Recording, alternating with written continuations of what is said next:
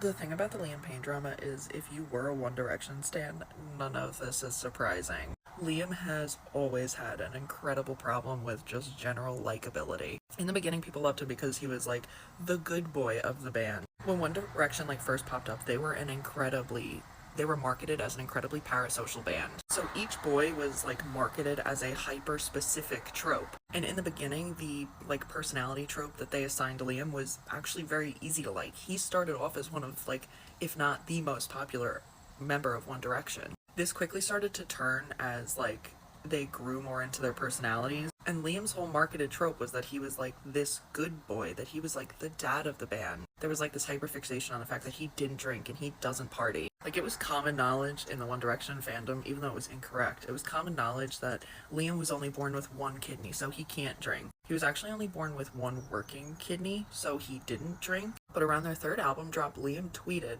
that he had gone to the doctor and he now had two working kidneys, something healed within him, and he had two working kidneys now, so he could drink. And I would argue this was actually the moment in time where, Liam became unpopular. Solely because people kind of only liked him for this fake personality trope that he was advertised as, and he was, breaking that facade. Because even though Liam Payne himself said he chooses not to drink for health reasons, they took, his inability to drink at the time and pushed it as an image thing of the good boy, the guy who's above all of the rambunctious partying. He was kind of the answer to any of the girls that wanted to like One Direction but weren't into the party idea, the idea that any of these guys were party people. Right, you had Harry Styles, who was kind of deemed a womanizer at the time. So Liam Payne was kind of advertised as the antithesis to that, so that there was a wider range of marketability. And after Liam had publicly proclaimed that his kidney had healed and he could drink now, it didn't become an extension to his personality. It became his personality. He became a party boy. This was, I think, the big shift for a lot of what were Liam stans specifically, because he became the antithesis of the personality they fell in love with. He became the antithesis of the persona they formed a parasocial relationship with. Around this time, he had also just broken up with his long-term girlfriend that he had basically been dating since right after the band had formed. He was dating a woman named Danielle Peaser, who was actually a dancer on the X Factor. Not only was she well liked by large portions of the One Direction fan base, she was also 4 years older than him. That perpetuated this idea that he was super mature for his age, because he was again marketed as the antithesis of the flirty womanizer. And now he was a party guy who was single. This was also the time that, despite One Direction being an absolutely apolitical band, Liam got on Twitter and inherently got political when he shouted out the family values of a renowned reality TV homophobe. My point is, despite the fact that all of us would have fought tooth and nail back then to tell you we all loved them equally, we did not. And this has been a long time coming. It's been happening. See, the thing is, the boys of One Direction, because that's what they were, boys, the boys of One Direction actually had a lot of kind of concerning relationships, and Danielle Peaser was one of them. I only mentioned her in terms of how she contributed to Liam's more mature image, but part of that was because of the age gap, because of how much older she was than him. Danielle Peaser was a 22-year-old that met a 16-year-old Liam Payne on the set of the X Factor. She was a dancer for the X Factor when she met him. Liam then did go on to eventually date Cheryl Cole, who he met when he was 14 on the X Factor. They first met when he was 14 and she was 24 years old. While they started dating much later, they later went on to have a child together and have since split. And you can't mention concerning relationships surrounding these boys without mentioning Harry Styles and Caroline Flack. They started dating in 2011 when he was 17 and she was in her 30s. And Harry Styles himself is once quoted saying that he never would have lost his virginity had he not been accepted into One Direction, implying that he lost his virginity to a then 30-year-old Caroline Flack. There are lots of problems with the now men of One Direction, but it is incredibly upsetting to see just how publicly and blatantly that they were victimized when they were literal teens and children, and just how normal it was. Since we were, literal children at the time, most of us, myself included at the time, did not know, but all of those crazy hashtags, including the For Bieber one, that was started by 4chan groups. This hashtag actually trended twice. Once it was to supposedly get Zayn Malik to stop smoking cigarettes. The next was when he and Louis were, like, a video leaked of them smoking a joint in, like, the back of a van. Fans in the beginning really hated Zayn smoking, like, because, again, literal children, and smoking is bad. Smoking is going to kill him. But eventually he quit or just stopped smoking publicly. Though I have a feeling with the voice he has, like, still to this day, he probably quit smoking cigarettes. But then I think in, like, the rollout for, like, the third album, a video leaked. I think Louis was taking the video. They were like, it was him and Zayn in the back of a van, and they were, like, sharing a doinker. And obviously the entire fan base freaked out because, again, literal children, guys. And these, like, egregious hashtags and everything started popping up, but if you look back on it, you can find connections to those kinds of really crazy things, and 4chan groups, even some Reddit groups. They were fully grown adult men trying to fuck with a group of teenage girls and younger on Twitter, which is also why when, like, people, like, when the first tweets popped up with these hashtags, there were pictures attached of, like, that action. It wasn't some teenage girl, it was some freak from 4chan. Yeah, well, 4chan is for, like, just sickos. I've never heard of a normal person using 4chan. And 4chan's been used to, like, infiltrate a lot of, like, teen girl predominantly groups and try and rile them up and cause them pain, and sharing things like gore with them. Stans were absolutely insane, but they were also children. So if something seems super adult, like something crazy happened in a fandom that seems like really adult, usually it was started by a 4chan member who wasn't, like, actually a 14-year-old on Twitter. If you remember the Mr. X thing, that ended up getting hijacked by, like, a 4chan group too. I don't know if it actually started from, like, a 4chan group, but I'm sure that's really how the whole thing started, was someone trying to rile up a bunch of teenagers on Twitter. But as, like, the Mr. X thing grew, there were, like, 4chan groups that were specifically dedicated to seeking out One Direction fans and pretending to be Mr. X online and just saying really demented things. So yeah, if it seemed too adult to be coming out of a teenager's mouth, it probably was. Listen, I know that this is gonna ruffle some feathers and be blasphemous to some of my fellow 1D stands, but there was a reason that Harry was marketed as the flirty womanizer boy of the group. One Direction was an X Factor. They didn't win. They came in third place. But because they were obviously one of the more popular acts of the season, they were brought back to, make a cameo and celebrate the finale. It came down to, I believe, Rebecca Ferguson and a man named Matt Cradle, and Matt Cradle ended up winning. And after they announced that Matt had won, when everybody was jumping up and down, Harry ran over to him on camera and whispered something in his ear, except he whispered it incredibly visibly. By that night, the moment it aired, people had figured out that he said to Matt Walsh, "Imagine how much pussy you're gonna get."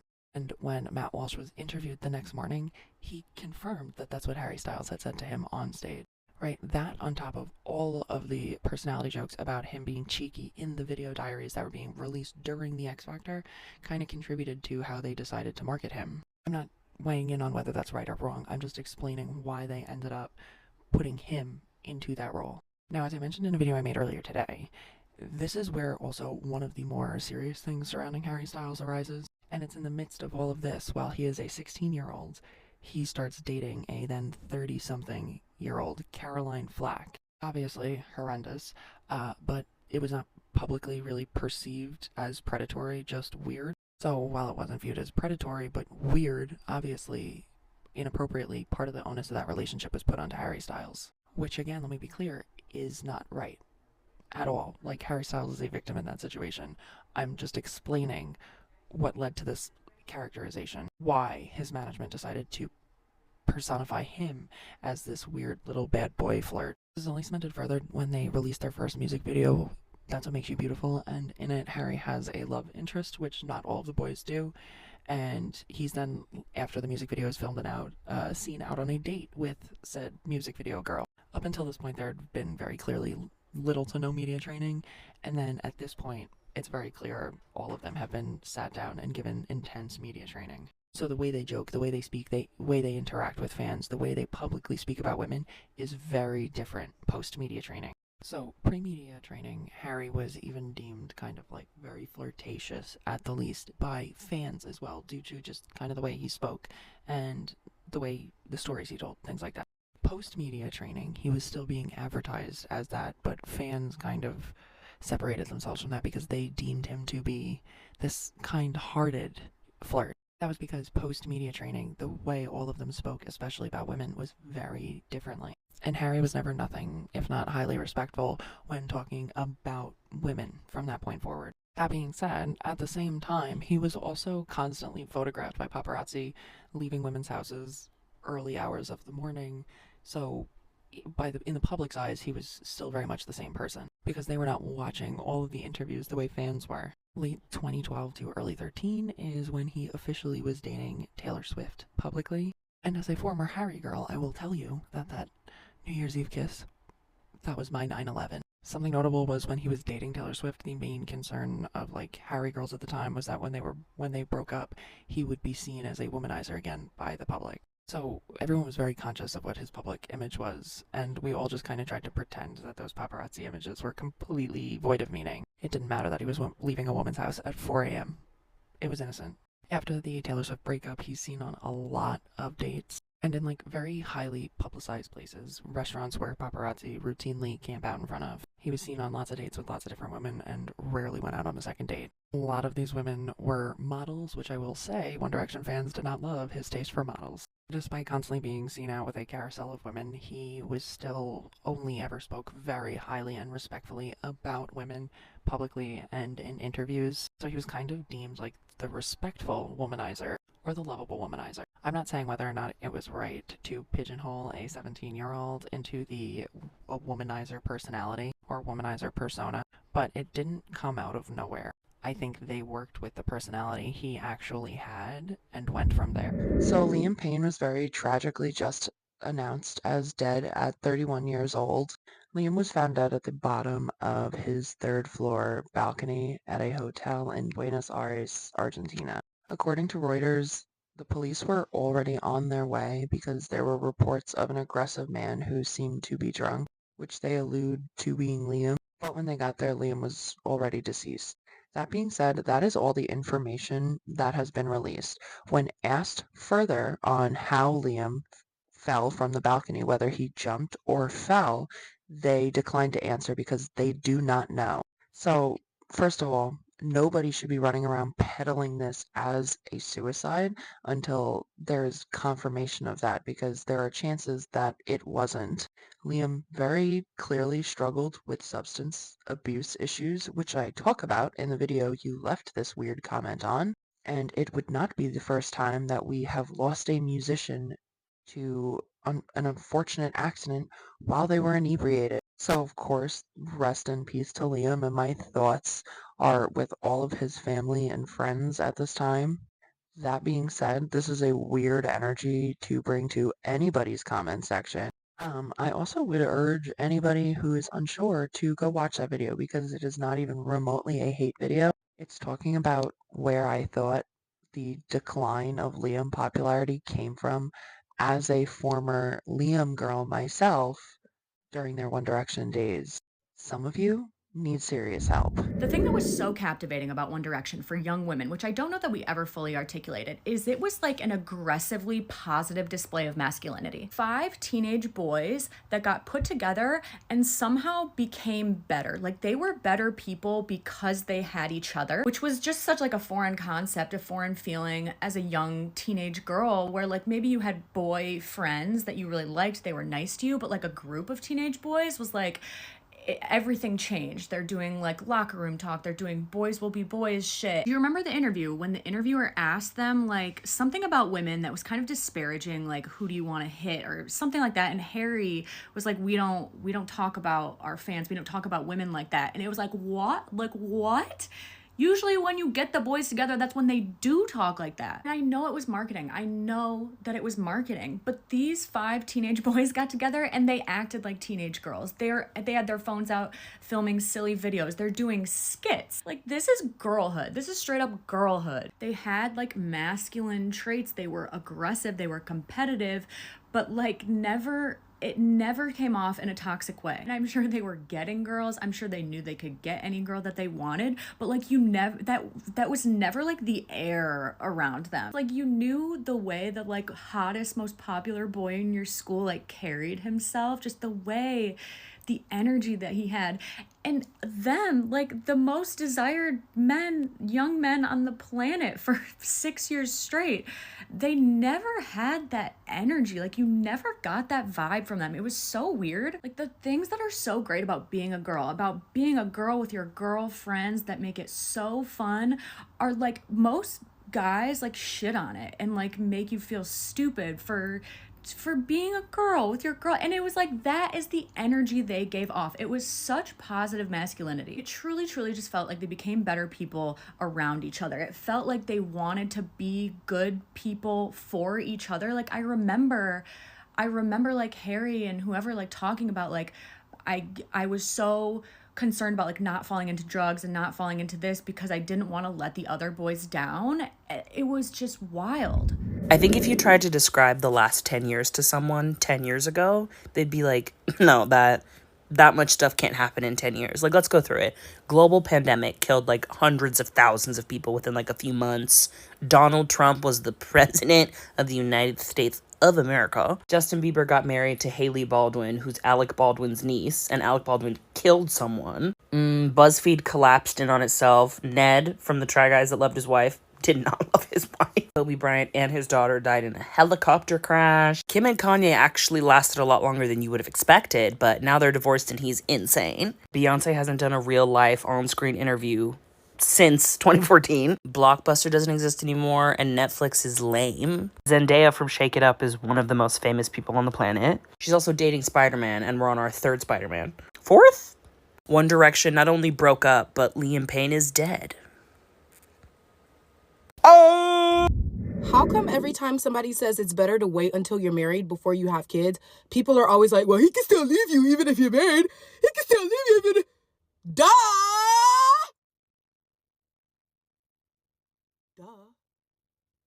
The same way you can still die in a car accident even if you have your seatbelt on, but it's probably still a good idea to put that seatbelt on when you get in the car, right? Marriage protects you and gives you benefits that being a baby mama does not. Okay? So if you want to be a baby mama, that's your call. You're grown. You can do whatever you want. But stop trying to make women who want to wait until they're married before they have kids sound like they're crazy. Thank you. Another thing, our generation claims to be so fucking different from our parents and the previous generations, but you guys are still so fucking spineless. You can't stand on anything. When we look at situations like P. Diddy, Bill Cosby, Harvey Weinstein, all of those people who had really, really long, decades-long histories of abuse, and a lot of them, they were open secrets. Everybody knew what was going on. So we look back and we're like, how did that go on for so long? How did people let them not have accountability? How were they able to hurt so many women and children and men and just people? But then those same people that have those questions will then see people like Chris Brown, Liam Payne, whoever, like the more recent abusers, and be like, oh, let's give them some grace. My childhood, I like this song. I still want to listen to this song. We don't care about deplatforming these people because I like this and he just made a few mistakes. That is how you get generational abusers. That is how you get men that abuse across generations. That is how you get that, because you help them escape accountability. You help them continue to have the resources. And that is something that is an integral part of it. The fact that they continue to have platforms and the resources to uphold that abuse and to facilitate that abuse is a key part of it. If you continue to let them have enough access to be able to perform and recruit girls and all those different things, yes, they are going to abuse for decades and decades and decades. And then in a couple of decades, you're going to look back and be like, how did we let this happen? Because you guys are fucking spineless and can't stand on shit. You like a song from 10 years ago and you're like, I don't care that he hurt someone so badly. I don't care how much abuse and trauma and all these things that he's caused. You guys need to learn to actually stand for something.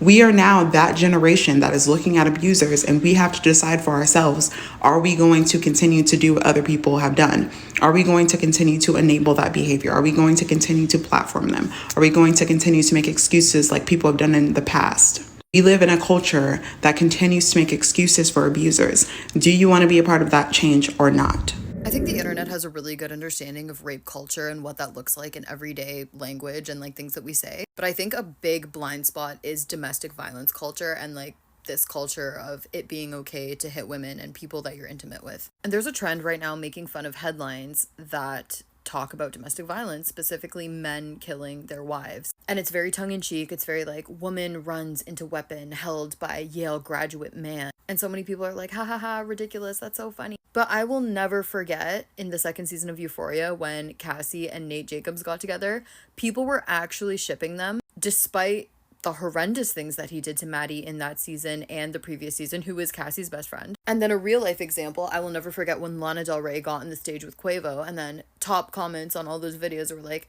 this is the softness he needed, like, oh, she's so feminine, like she just brings out a softer side of him, despite that video of Quavo pushing down Sweetie last year, like in an elevator. Two huge things to note. One, people, including women, think that women are responsible for the actions of men. And two, Maddie and Sweetie, two women of color, are not seen as feminine enough to receive proper treatment from men. Making content about the issues that women face has really opened my eyes to how much men hate women.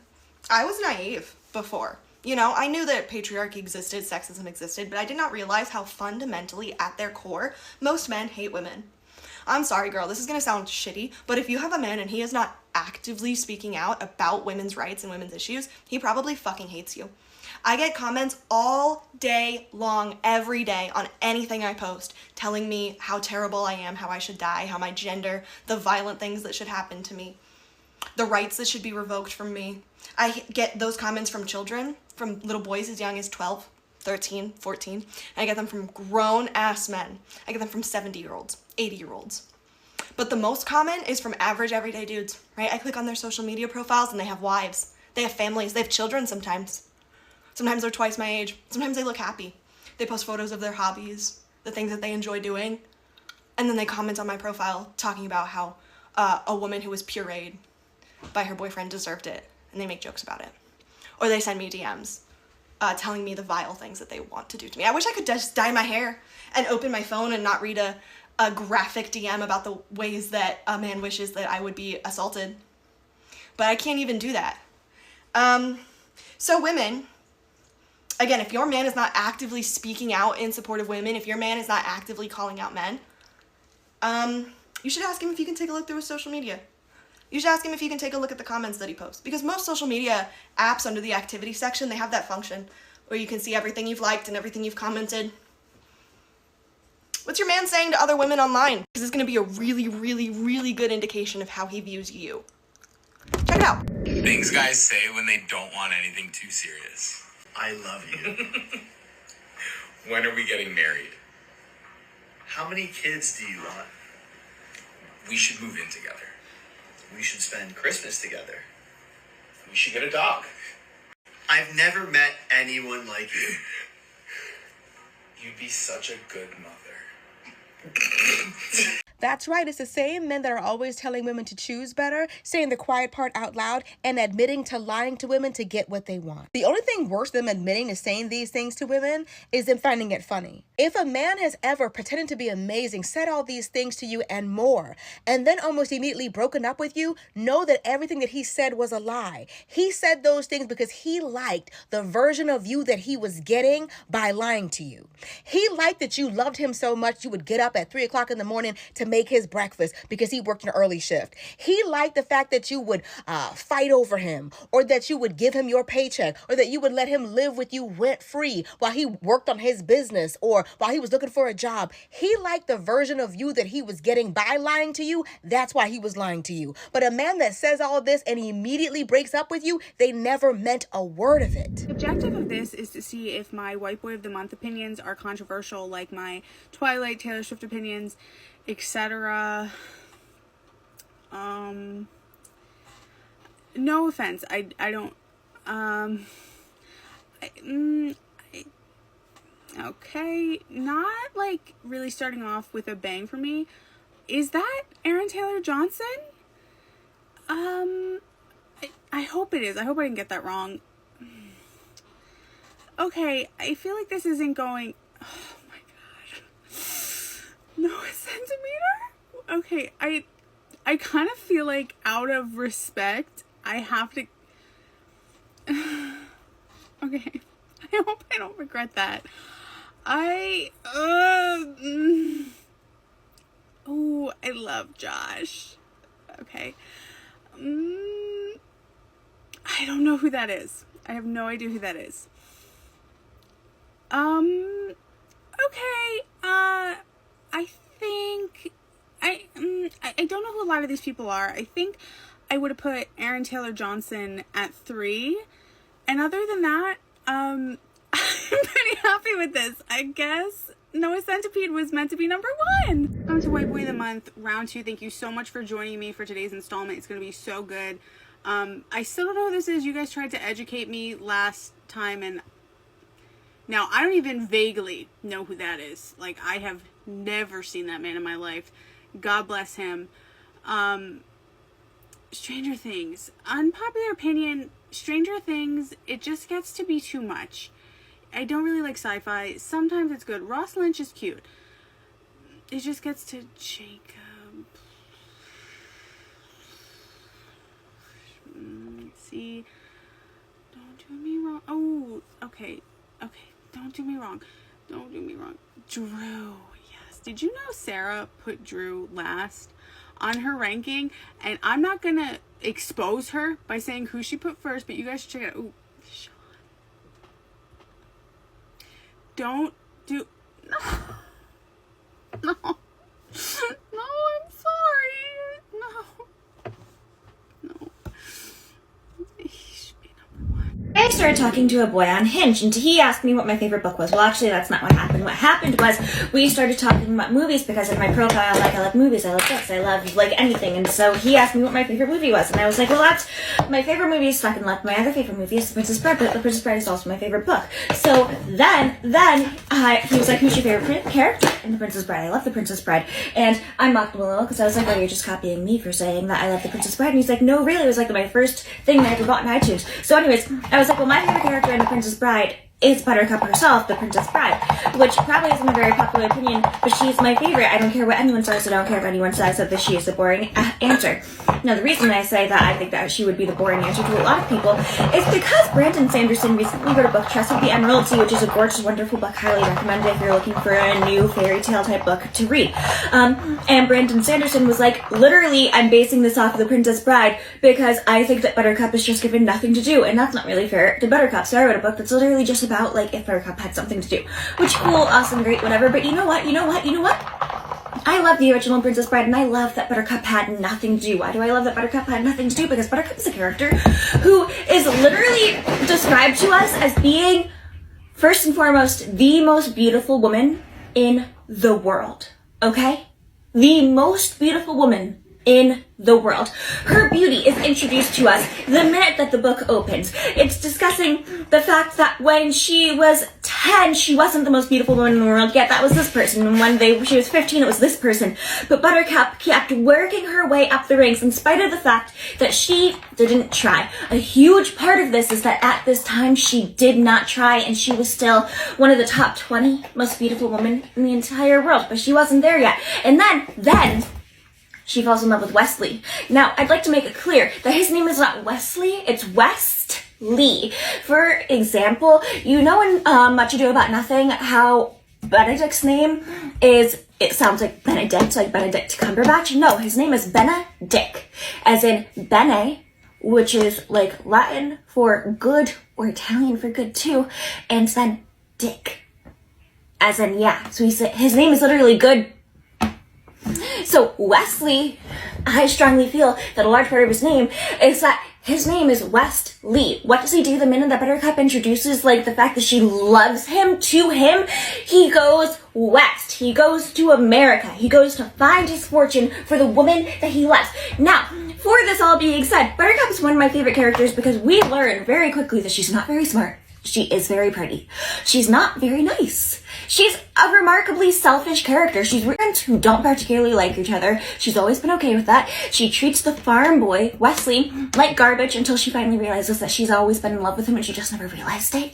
And all the while, she only realizes this because the Duke character, whose name we never find out, he's literally just the Duke, and his wife come to visit because they heard that Buttercup was so freaking gorgeous. when she was still in the top 20, not when she was trying. They heard she was so freaking gorgeous that they go to this tiny little farm of these two farm people who know that they're trash farmers, who know that their cows don't make good milk, who know they're the worst farm in town. And the Duke and Duchess go there. The Duke's just like looking at Buttercup like, tell me more. And the Duchess is like, that farm boy is pretty good looking. He's a really good-looking farm boy. Because in the book, the Duke, we see him and his wife. And his wife is the most fashionable woman in the entire world, but she's also super ugly. So her seeing Buttercup, not ideal. But her seeing Wesley, she's like, interesting farm boy. Wash those cows. And it's an entire thing. And Buttercup gets remarkably jealous. And she's like, why am I so jealous about this? But a farm boy can have the Duchess, it's fine. And then she realizes overnight that she's in love with him. And the minute that she falls in love with him, that's it. That's the end. She goes to him and she has this amazing speech that's like 2 pages long or a page long about how she didn't realize that she loved him until an hour ago. And then at 59 minutes, she loved him even more. And 58 minutes, even more than that. 45 minutes ago, she thought that she would never be able to love anyone as much as she loves him at that exact moment. But then 30 minutes ago, she thought she might explode from the love that she has in her chest for him. And it just keeps building and building and building and building. Within this 1 hour period before she finally tells him, I love you. And he slams the door in her face, packs a bag, and is like, well, I'm off to America. And she's like, what? If it's because I told you I love you, it's fine. And he's like, it's not because you told me you love me. It's not. It is because you finally told me you love me. I've loved you my entire life. Now that we can be together, I'm going to go to America. I am going to seek my fortune. I'm going to bring you to America with me, and we are going to live happily ever frickin' after. And Buttercup's like, this is the best news in the entire world. So then, while he's going off to America to seek his fortune after they have exactly one kiss, which is the top kiss in the world, not in the movie. In the movie, it's the end kiss. No, in the book, it's that kiss right there, where they're kissing goodbye, and it's passionate, it's amazing. And then Buttercup just goes around and she starts trying to be beautiful for the first time because she's like, I'm not very smart, but I am beautiful. So again, we're only looking at her worth for this, but her worth isn't the part. Her worth isn't the beauty. It's actually how much she cares and how much she loves, because now that she's trying, and she's specifically trying for the love of her life, not for anything else, becomes top 5 most beautiful woman in the world, starts working harder on the farm, starts being nicer to everyone because the love is exploding out of her, and she becomes the nicest person in town. Everyone likes her, in spite of the fact that she's literally more beautiful than anyone ever. And it's so hard to listen to her just explode with love for this man. And then Wesley gets killed by the Dread Pirate Roberts.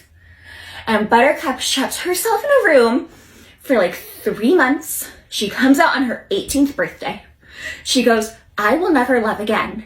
But because she faced such a giant love, and because she knows that she'll never feel that love again in her heart, she's even more beautiful than she was before, because now she's a cold beauty. Here's the thing, though. All of this is not because of the beauty itself, it's because of the love that she's capable of feeling. And Buttercup's biggest worth in this entire book is her ability to love and love hard. And people will look at this character and go, well, she's really boring. She didn't really do anything. None of this story would have happened if Buttercup didn't love Wesley so hard. She never would have cared to become the most beautiful girl ever. So the prince never really would have cared if she were the most beautiful girl ever. Because the Duke tells the prince, hey, you're looking for a hot wife, because the prince got engaged to a woman who was bald. And the prince was like, how dare she be bald? I want a hot wife. And the Duke goes, I have a woman for you.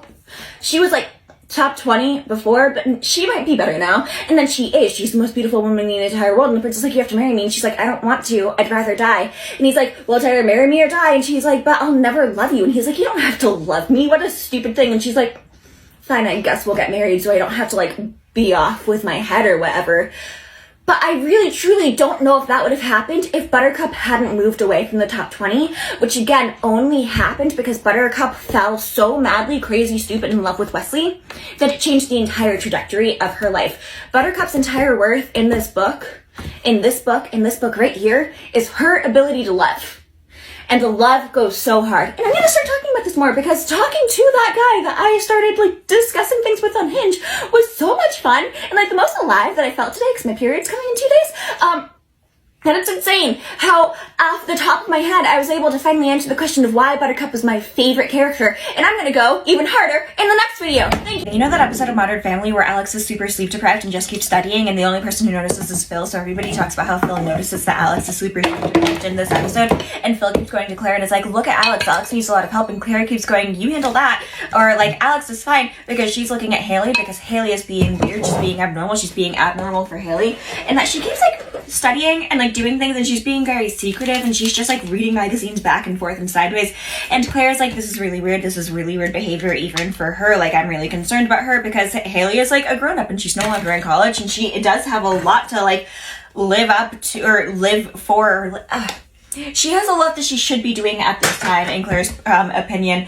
And Claire is like, no, this is like very concerning for me. I'm putting all of my energy into this because this is very concerning for me and I really need to know what's going on with Haley because like this is weird. This is weird behavior. And Phil just keeps going, but Alex, look at Alex, look at Alex. And then Claire is like, well, you can handle that. You can handle that. And Phil's like, I can handle that. So he decides that he's gonna like set an alarm to wake himself up at 3 a.m. once. And he's like, yeah, for some reason that didn't work. And Claire's like, it didn't work. And we see that Alex had actually come into their room and turned off his alarm because Phil had not woken up to his alarm. And Alex turns off the alarm and goes back to studying and she hasn't slept for like 3 straight days basically. And all this stuff is happening and Claire is still trying to worry about Haley and figure out what's going on with Haley. And Phil just keeps going to Claire and being like, no, we really need to talk about Alex. We need to talk about Alex. And instead of doing anything for Alex, he just keeps telling Claire that they need to do something for Alex. And then people keep giving Phil, people give Phil so much credit for this. People give Phil the most insane amount of credit I've ever heard for this. People will make edits. They will make edits of Phil being the only one to care about Alex. And all he does is point out to his wife, hey, Alex is being weird. Maybe we should worry about that. And Claire is like, Alex is fine. I'm going to handle this situation that's freaking her out completely, and she has the right to be freaked out about it because it is an odd situation. Like, it is being painted to us as the audience as an odd situation. And we know now that Haley was helping Andy with like his real estate license thing, and that she's also preparing for like an internship interview that she's really excited for. But all the while, Haley probably could have used Claire's help if she like would have like actually talked to Claire. And at the end of this episode where Alex is finally realizing how sleep deprived that she is, who does she go to? Because the answer isn't Phil. The answer isn't Phil, who has actually done nothing this entire episode. He tried to set an alarm once. He never went up to Alex to talk to her. He never tried to pull the book away from Alex to get her to stop reading. He never did any of the things that he should have done because he wanted Claire to do those things because Phil likes to consider himself the fun parent. So instead he goes to Claire and is like, we should handle this. But he means Claire. When he says we, he means Claire. And so at the end of the episode, Alex is coming up to her mom and she's got her textbook open and she's like, Mom, all of the words on the pages are moving. And she doesn't just say mom, she says mommy. And she goes to Claire. And who helps her get out of the situation? Claire. And who takes care of Alex? Claire. And who takes the book out of Alex's hand finally? Claire. And who is it implied takes care of Alex for like the next 3 days while she makes sure that the kid gets enough sleep finally? Claire. And who gets all of the credit for this episode? And Phil. And who gets called the worst parent of all time? Claire. And who hates that situation more than anyone else in the entire world? Jack. Phil was there, Phil was noticing, and instead of Phil doing anything at all that could have helped his child, he just kept going to his wife and expecting his wife to do all of the work. And then because the wife was worried about one of the other kids, people act like the wife is a bad person instead of going, oh wow, that man is useless. Useless! He's useless! He has no use. Okay, thank you. Hi, you know the episode of Modern Family where Phil Dunphy finds out that Haley is no longer a virgin and he starts freaking out the entire episode and he's taking all the girls to the American Girl doll store, or well, like this world's version of the American Girl doll store, and they're all going there, and Phil has found out that Haley's not a virgin because he has said, well, just because Haley's a virgin to this thing, and Alex hears Haley's a virgin and laughs because Haley is not a virgin and has not been for quite some time, and Phil, for the entire rest of the episode, ignores Haley, treats her like she's a criminal, acts kind of like she's a ghost, and calls her unpure, unclean, basically says that she's broken and no longer worthy. It does not matter if at the end of that episode he learned how to process the information, because all the factors leading up to the end of that episode are what is going to stick with Haley for the rest of her life, and what would absolutely destroy her relationship with her father in a way that she would not know until later. Now, this video is no hate to you, and I completely see where you're coming from with this, and if anyone at all tries to bully this person, I will block them. I fucking hate bullies when I'm responding to comments. I hate them so much. But the thing is, when Phil finds out that Haley is no longer a virgin and spends the entire rest of the episode treating her like a ghost criminal, is the only way I can describe it. That is one of the biggest factors as to why I don't like him, because he only likes his children when they are the factors of himself that he likes. So when he finds out that Haley is no longer like this perfect little thing that he thinks she's supposed to be, he immediately starts treating her like a completely different little monster. And likewise, when Alex goes, Dad, I really want this doll. I've never really had a doll before. And he's like, you can have as many dolls as you want. Just stay a little girl forever. It felt like an odd moment. It felt almost as odd as the entire episode where Claire gets mad because she finds Schmorn on Luke's computer and thinks that it's Luke's and not Phil's, and spends the entire episode freaking out about it and trying to ruin Luke's perspective of basically sexual activity or the female body. Both of these are very weird things that are being put into comedy for laughs, but they're not funny. They're actually like dangerous in certain ways, dangerous behavior that can really affect how parents think it's okay to treat the situation because they're watching a show and they're like, oh, well, the show did it like this. So like their brain will start processing, even if they know that they did it wrong, even if they know the people in the show did it wrong, their brain will start processing it a different way and start being numb to the concept of maybe how they would have behaved before. And B, kids did watch this show. Kids did see this show, and it's not healthy. It's not healthy to think that that's a normal way for parents to react, even if it's being shown as satire, even if it's being shown as comedy. People can't dissect these things fully in their brain. In your brain, when you feel an emotion, your brain doesn't know if that emotion is real or fake. Your body doesn't know if that emotion is real or fake. The emotion, once it is being felt, is real to you. That's why I think it's so important that we dissect these things, because like Phil's reaction, even if it's considered normal by society standards of dads want their little girls to be perfect and pure forever, was not normal or acceptable behavior. And that's really important that be like known and discussed to me. And the same again with Claire, when she finds out, like when she thinks that Luke has looked at this dirty picture, which he had not, because Phil had looked at the dirty picture, and Claire doesn't care if her husband is looking at it, she cares if her son is looking at it, and she's like, I just want him to stay a little boy forever. And like, while I understand the reasoning, it was still an odd response. Okay, thanks, bye.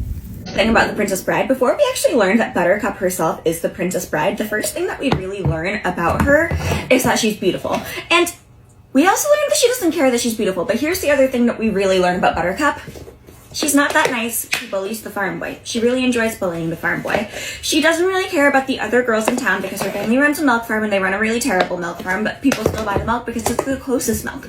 And all the girls in town hate Buttercup, and Buttercup is like, I don't understand. Like, we used to at least wave to each other and now you're not even waving to me. And one of the girls goes, you stole all the boys. And Buttercup's like, what? And it's because she's so beautiful. She's so stunning. She's so perfect to look at, even before she starts trying, that all the boys in town just go weak in the knees for her. So that's one of the first things that Buttercup learns. Before she even learns that Wesley has a thing for her and he's just saying as you wish while she's bullying him continuously, she learns that all the boys in town are obsessed with her. And she's like, they're really stupid. Do you understand that they're stupid? Why would I want the boys? They're so, like, what? And it's this entire thing where she gets so livid that these girls stop talking to her because a bunch of stupid boys, and it's so relatable. It's so relatable. And the reason that I think that Buttercup is one of the most important characters in The Princess Bride, other than being literally the title character, is that she is a girl. And I'm saying this not because she's like the only female character, which she is. Okay, she's the only main female character. But because William Goldman is a girl dad. I'm not sure if you guys are aware of this, because in the book, The Princess Bride, William Goldman is talking about his marriage to his wife, and they have a son, and his wife is a really amazing psychologist who sometimes he considers cheating on with really hot girls in Hollywood, because he works in Hollywood and he's kind of a terrible person. And he has a son who's kind of chubby, and he wishes that his son weren't so chubby, and he wishes that his wife wouldn't like just let the son eat anything that he wants, and it's really fat phobic. That part I don't really enjoy. But his character does learn, and we're supposed to not really like the William Goldman who is the narrator of this book. But in real life, William Goldman doesn't have a son. And I'm pretty sure he also never divorced his wife. He has two daughters who he wrote this book for because they asked for a fairy tale about like princesses and pirates or something like that. That's how the old wives' tale goes about The Princess Bride, okay? He was gonna read his girls a bedtime story, and one said that they wanted a princess and one said they wanted a bride. And he was like, that's really an interesting story. Great idea, girls. And then he became like a cult classic that he like literally stopped writing while he was doing Stepford Wives or something, because this man is one of the most successful men in Hollywood ever as a writer. Like, when I tell you that he wrote Butch Cassidy and the Sundance Kid. Okay? If we're going to talk about how writers deserve it all, William Goldman would tell you how writers deserve it all, and you would look at his career and you would just go, holy crap. Like, literally, this book tells you, okay, here are all of the like books that he's written, and here's the nonfiction that he's written, which is also quite substantial. And here's the short list of plays that he wrote, and then here's all the movies. Okay? It's insane. It's insane. Look up his IMDb. It's crazy. But William Goldman writes Buttercup so kindly and so wonderfully and so like perfectly because she's a girl and he's a girl dad. And he knows that girls aren't just there to be pretty. And girls aren't just there because they should be smart or because they should be good or they should be something. He's like, what if this girl could be good, but she doesn't have to be good, and she can be really loving, but only for certain people who deserve it. And it's like, she has a smartness about her, but she's not a genius. And what if we made her this absolutely imperfect character who just happens to have the most beauty of anyone in the world? It's an unfair amount of beauty. What would that be? It would be Buttercup, and she's the perfect character, and I love her so much. That's it. Bye. Episode Modern Family, where Claire decides that she wants to switch places with Phil. She doesn't want to have to be the strict parent anymore. She wants Phil to be the strict parent, and she wants to be the fun parent just for one episode. So we get to follow them along as they switch places. And the point of the episode is supposed to be that they're both doing it wrong. Also, I know what you guys are thinking. No, I did not find my cups. This is just the singular cup that I have left from that set. My Target has been out of them for a week. Okay, it's a terrible situation, but I'm having issues with my water anyway, so it doesn't matter. So anyways, Claire and Phil switch places for a day. She is taking Luke and Manny on a super fun go-kart riding day, and Phil has to watch Haley and Alex clean their room. Okay, they keep saying that they're cleaning their room, and then they're not cleaning their room because they're teenage girls, and he has to make sure that they clean their room. It is an overall simple task. Claire gives him pretty detailed instructions on how to do it. He just has to make sure the room gets clean. And Haley and Alex pretend that they clean the room, and then they're like, okay, Dad, we're leaving. We're gonna go. We're going to the movies. See you, Dad. And he's like, great. Awesome. That's so awesome. I'm so glad you cleaned your room. And then he or not their room, the bathroom. And then he goes to check the bathroom, and it's still disgusting. So he runs outside, and he jumps on their car and goes, you are not allowed to go anywhere until the bathroom is clean. And honestly, up until this point, on his side. Okay? Because as a girl who was once a teenage girl who would have, like, actively, absolutely tried to be like, oh yeah, I totally cleaned it's clean, and then not clean it because cleaning bathrooms is disgusting. I get it. I understand. My mom would, like, lock me in the bathroom all day. Not literally. I would not be locked in the bathroom. But she'd be like, you can do other things, but, like, you have to make sure the bathroom is clean by the end of the day. And then I would, like, ADHD it and, like, just go a little too far into cleaning everything, because that's just how my brain goes. But anyways, so Phil decides that he's going to watch them like a hawk for the rest of the day, which is, to be fair, what Claire says to do anyways. But here's where Phil loses me, and he loses me forever, because it drives me insane. Because meanwhile, on this episode, it's supposed to show us, the audience, that Phil and Claire are meant to have these positions in the family, okay? That's the point of this episode. That's the symbolism of this episode. Because Claire is also failing at being the fun parent, because she's so used to being the strict parent that she doesn't really know how to be fun. So she's being like, oh, you guys can have whatever you want. You can have whatever you want. You can do whatever you want. And Luke and Manny are like, oh, we actually have tummy aches. Maybe we don't need more pizza and smoothies and ice milkshakes and stuff. And Claire's like, no, you do need that. Because this is the one time that she's ever going to get to be the fun parent, and she wants it to be memorable. But she's doing it wrong because she's never gotten to be the fun parent before. And she's also, like, driving the roller derby, roller derby, the go-kart. She's driving the go-karts, and she's like, I'm gonna beat you guys. And she, like, drives them into things and lies about their age, and they're, like, scared of her by the end of the episode. But they're scared of her by the end of the episode because she's trying so hard to be fun. Okay?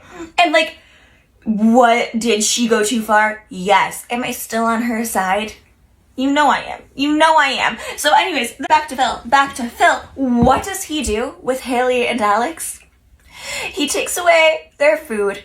He doesn't let them have water. He duct tapes their computers shut because there's no way that they're going to be able to get into their computers ever again. That's his rule now.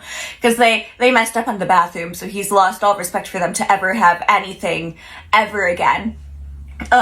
They're hungry, they're begging for food, they're crying, they're over cleaning the bathroom by so much because the bathroom is a mess.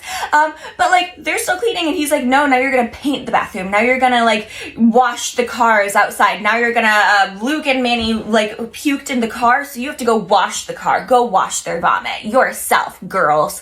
And Claire sees this and is like,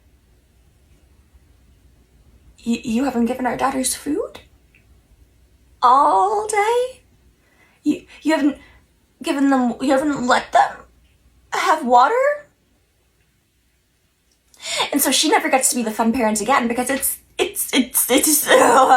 she never gets to be the fun parent again because when she's the fun parent and she asks Phil to actually parent their children, what does he do? He goes so overboard that it is literal abuse. Taking away your children's food source is abuse. It's abuse. He was abusing them. And yeah, he's only abusing them for one episode, so it's fine. But it's not, because it shows what could very easily become a pattern.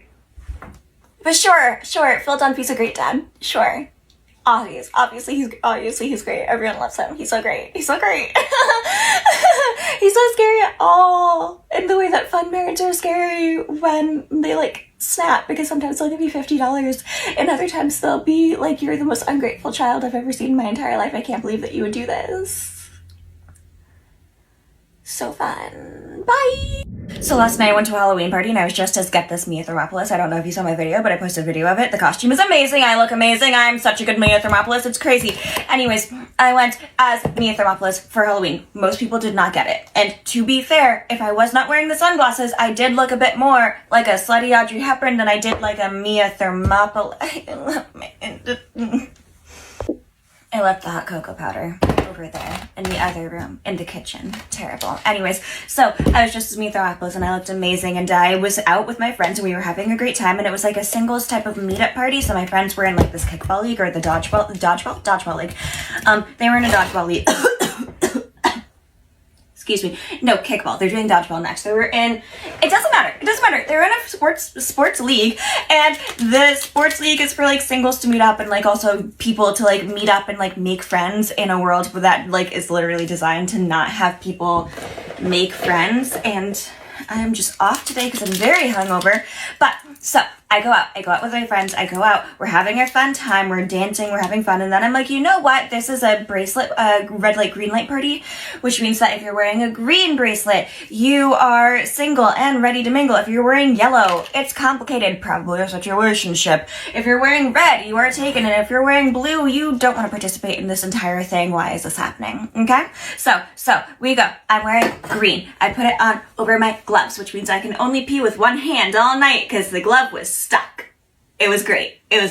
Sorry for talking about peeing on here. And I'm just having a great time with my girls. And then I'm like, you know what? This is a singles party. I'm going to start flirting with men. So I see a guy that I see on Hinge all the time. And I'm like, hi, Hinge guy. And he's like, maybe. And I'm like, Dustin. And he's like, David. And I'm like, I was right. I knew it was a D. I knew it started with a D. He had no idea who I was, but I knew who he was because I recognize faces, not names. Because my name is Jeff Ross. Who's gonna forget my name?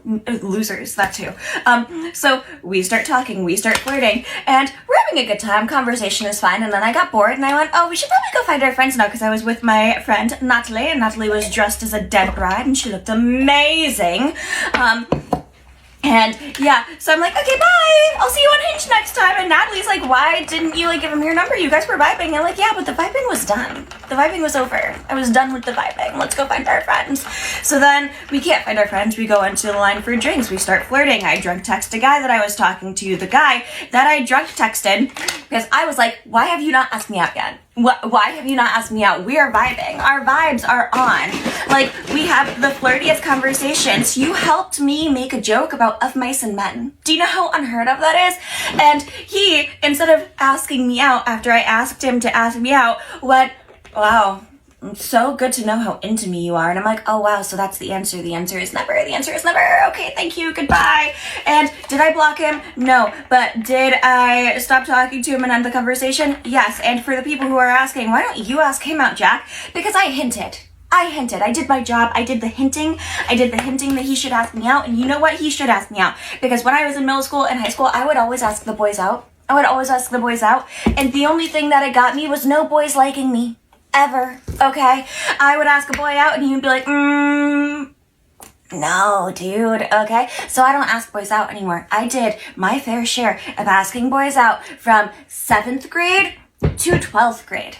Never a fucking again. Thank you. Anyways, so then, I'm on the dance floor. We're in line for drinks, and I'm talking to this guy, and I'm like, you're dressed as a Blues Brother, right? Okay? And he's like, no. And I look at him again, and I'm like, there's an earring there. You're Pulp Fiction. And we start talking, and his name is Joe. And I'm like, Joe, like Joe Goldberg. And he's like, no. And we start talking about like serial killers for some reason because of Joe Goldberg, and that becomes an entire thing. And he's like, who's your favorite serial killer? And I'm like, my favorite serial killer is Love Quinn. Obviously, she was the best one. And then I get bored of that conversation and we leave because we weren't actually in line. He thought we were trying to cut in line by talking to him. And I'm like, no, I legitimately just wanted to know what your costume was. It's been bothering me all night. So then we go onto the dance floor and we find our friends finally. And we start dancing with our friends and it's great and it's fun. And then I see a guy who is very cute, but also looks like Ryan Potter. Meanwhile, there was an actual Beast Boy there who looked less like Ryan Potter than this guy who was dressed as a Squid Game character. And like, what are you? He's like, I'm from Squid Game. And I'm like, no wonder I don't recognize you. Okay, and we start dancing and we start vibing. And he takes hip-hop classes, so he was actually pretty good. And I was in super high heels in a dress that I physically could not let move. So I was not doing that great of a job dancing, but I was having fun anyways. Okay, and we're dancing, and we're dancing. And then I'm like, okay, I'm kind of done dancing with you. I'm kind of done with the whole dancing with you thing. So anyways, here's my number, bye. And I go back to my friends. And then what happens, I see a guy who's dressed as a shirtless cowboy, and I'm like, what are you?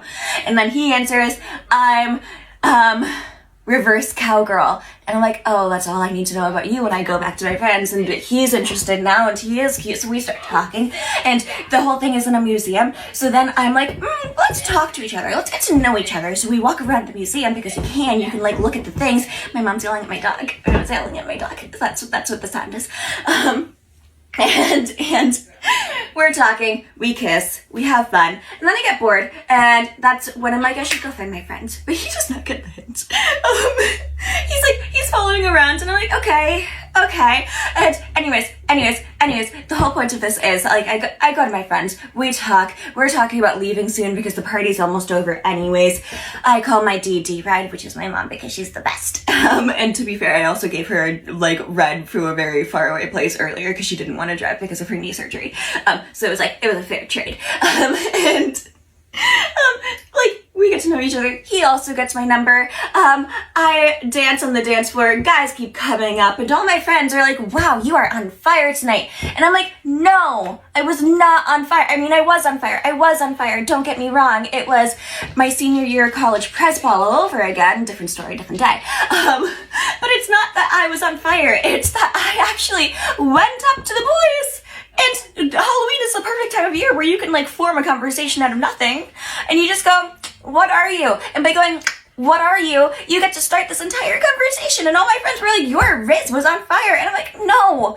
I just asked them what they were for Halloween. And I looked really, really good. I looked amazing. I looked so hot. All night. It was insane.